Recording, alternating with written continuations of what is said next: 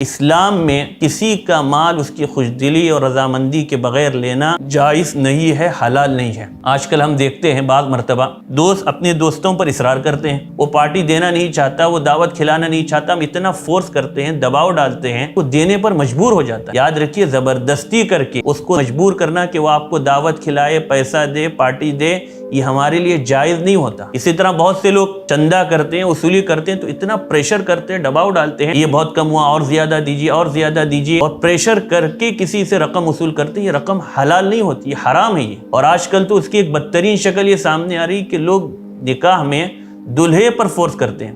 پہلی رات میں جب وہ دلہن کے گھر جاتا ہے تو پھر اتنا فورس کیا جاتا ہے کہ جب تک وہ اتنی رقم نہیں دے گا ہم نہیں چھوڑیں گے۔ تو یہ بہت ہی بے حیائی والی باتیں ہیں اور یہ مروت کے خلاف ہے۔ اسلام نے ہمیں اس بات کا حکم دیا کہ کسی کی اجازت اور مرضی ہو اور خوش دلی سے اس کا مال استعمال کرو۔